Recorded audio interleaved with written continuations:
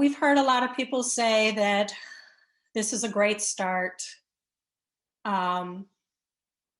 As Evanston Live TV, I've spoken to Black and white on the issue, and it's been interesting hearing from the white residents because some of them definitely do not agree that this should be called reparations and that they've done the numbers and the numbers just do not make sense. 15 people out of 12,000. Shall I repeat that? 15 people out of 12,000, and you call that a great start. Okay. So my question is, some of the white residents were very frank, very honest with me, and they said you should just be happy with what you get because it's a great start. Just be happy with what you get. Very offensive, but hey, they're being honest. So my question is, which side are you on and why? Is this a great start and we should just be happy with what we get, or should we fight for real reparations? Katie, I'll start with you. Katie Trippy. There. Thank you for starting with me. I appreciate that. I am speechless over the thought that a white resident would say, be happy with what you get. It doesn't surprise me, but it does take my breath away.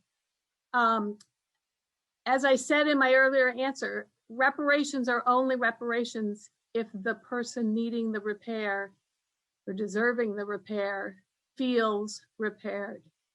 There has to be an entire array of ways in which we make whole our Black community. I have started a list. I am learning so much from this discussion, and I really enjoy being a part of it. Housing, policing, a neighborhood school, Black-owned businesses, especially a Black-owned dispensary or 2 or 3 or 10.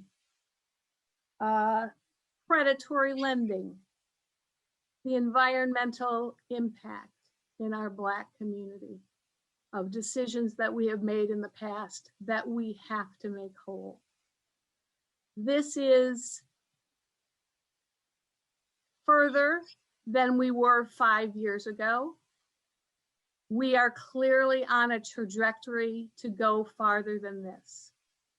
We must push ourselves, and I really appreciate the ownership that is being taken and the leadership that is being shown on this issue.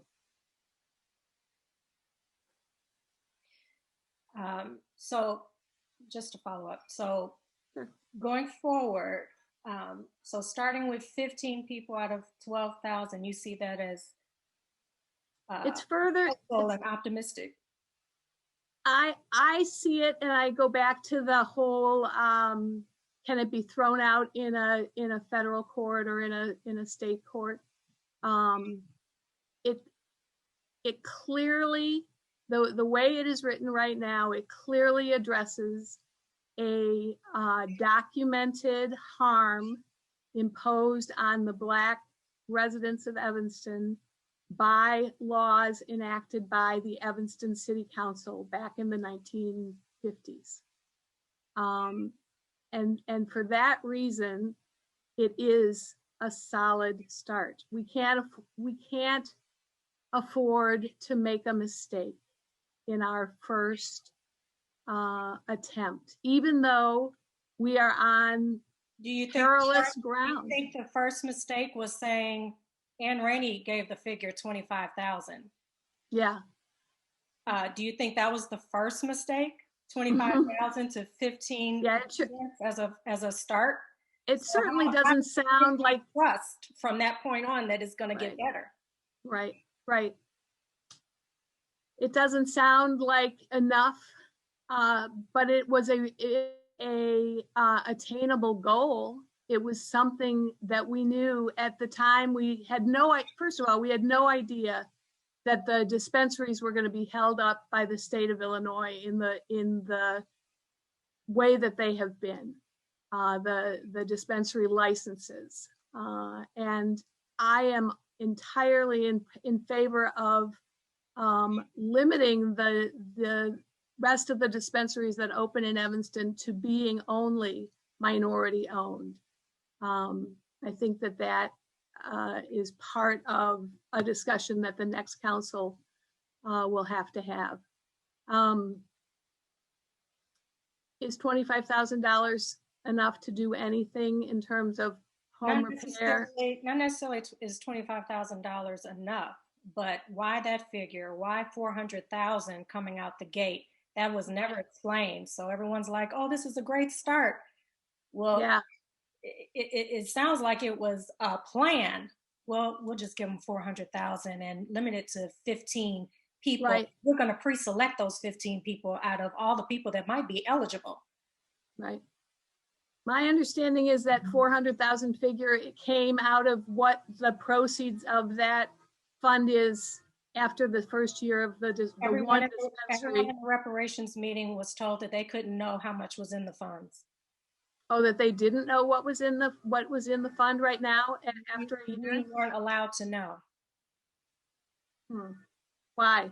Why is that? Good question. So that's why I'm asking. You think it's an optimistic start, a great start, and that it's going to get better when it's already starting at we can't know all this information? Yeah, that's not fair. That's and not Randy right. said we weren't allowed to know. It was in violation. Well, when I'm on the council, you'll be able to know. I will make that commitment. Okay, well.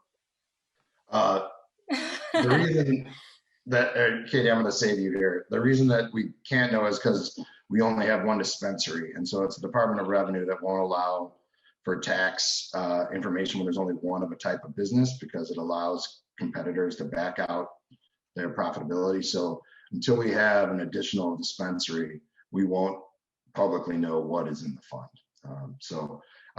Whether or not you are on the council won't make a difference. It's getting another dispensary. Well, just to chime in on that, Alderman Sufferton, because the dispensary also makes money from, medical cannabis sales that wouldn't be included in those figures, would that not potentially create an option for us to know, since you wouldn't be able to tell the entire of their profitability, you just maybe tell a section? It'd be like a Jewel if you know how much they make for orange juice. Now, I don't know about the taxation of medical. I thought medical, it's definitely taxed at a lower rate, may not be taxed at all. I'm not an expert on that. I don't know.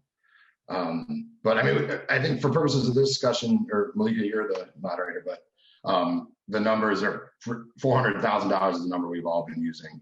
Whether there's more in there or not doesn't really affect the conversation that we're going to have. But we've said 10 million and we don't have 10 million. And it's really a question of how fast we can get to 10 million. And a lot of that depends on how many dispensaries, some of the stuff at the state level, whether or not we identify other sources of revenue and commit those. But what's going to be talked about on Monday, and again, I apologize, I jumped the line, but it will be $400,000 for $16,000, $25,000 housing allocations. And those are about 3 months out, as I understand it, too. So anyway, apologize. Back to your programming. I'll just mute until I'm called on. No, we need to hear that information. One of the big questions is why that number? Why 400? Why 400,000? Why 25,000? And why limit it to 15 people out of 12,000 as a starting point? That's a huge issue with a lot of Black residents, and white residents have asked. That's such a strange way to start something called reparations. But so let's move on to next candidate who would like to take that on. I'm from Evanston. I'm a third generation Evanstonian, and I am out of town right now. And a young lady came to me and said she was from Evanston, Illinois, because she heard on the news that all of us are getting $25,000. And she's like, I wish I had a cousin there or whatever, or whatever. She said, I've been talking about it for 2 or 3 weeks. And I told her, that is not a true statement. I don't know what news outlet you got that from, but I am not getting $25,000. I don't know anybody from Evanston that's in my family that's getting $25,000. So I just told her that's not true. So I just wanted to make that clear, that stuff is being put on the news and people are getting the impression that everybody is getting $25,000 in America. I mean, in Evanston. And that's not true. That's all I wanted to say. All right. Thanks, Sebastian. So real quick, I'm glad Devon got a chance to say what he said, because he made the case for exactly why this shouldn't be called reparations and why it's not reparations. So when he says, yeah, there's no way for us to fix all the 10,000 residents. Exactly. That's what reparations would do. And so since it doesn't do that, then let's not call it reparations. It could be the redlining correction policy. It could be the housing program. It could be, let's help you get a house, whatever you want to call it. But the minute you call it reparations, and on top of that, one of the organizations that's tied to this bill through, I think she's an Alderman Simmons, is in Cobra and NARC. And so when they put out an article saying that, yeah, this reparations bill in Evanston can be the model for the national reparations initiative and policies, that's a problem. And that's why you can't call it reparations. So let me speak for myself, because I don't want to speak for anybody else. I'm on this call. I'm not a resident of Evanston, but I have no problem with Evanston doing reparations. But what I'm not going to do is sit back and accept some piecemeal BS pseudo reparations that ain't reparations. And so unless we're going to do it right, and unless we're going to do it real, then we're not going to do it at all. So we can do this housing program, but even the housing program ain't done right, because if you're given $25,000, we've already said that it can't buy anything in Evanston, right? Or anywhere else for that matter, definitely nothing here in New York. But if there's no policy attached to that says we're going to fight against the predatory lending, we're going to make sure that the same banks that did this to you in the first place aren't the ones that you go and get those loans and are helping you subsidize and help you with the mortgages on these homes, and or there's no policy to ensure that these homes in these Black neighborhoods, because what also redlining and what also systemic oppression did to our communities, where it made us a contagion to wealth. And so even when we get these homes, they don't accrue the same value, the same equity as white homes. Not because we don't take care of them, not because we don't maintain our lawns, but because we Black. And specifically not just Black, but the descendants of those ancestors that survived slavery. And so until we start talking about that and doing that in conjunction with giving us some $25,000 piecemeal, we can't call it reparations, because the minute we call it reparations, it's going to get co-opted like it's being co-opted now and being pushed as the model for national reparations. That's the problem. So I don't think anybody on this call has a problem with a real reparations program that Evanston or anybody else wants to do. But if it's not going to fix every one of those descendants of the slaves, then we can't call it reparations, because that's what reparations does. So let's not get caught up on this. Well, can we define reparations? We don't know what reparations is. Guess what? Reparations was designed to right the wrongs of slavery, so and everything else that followed. So if we're not doing that, then we can't call it reparations. And that's just my 2 cents from Brooklyn. Thank you, Devon.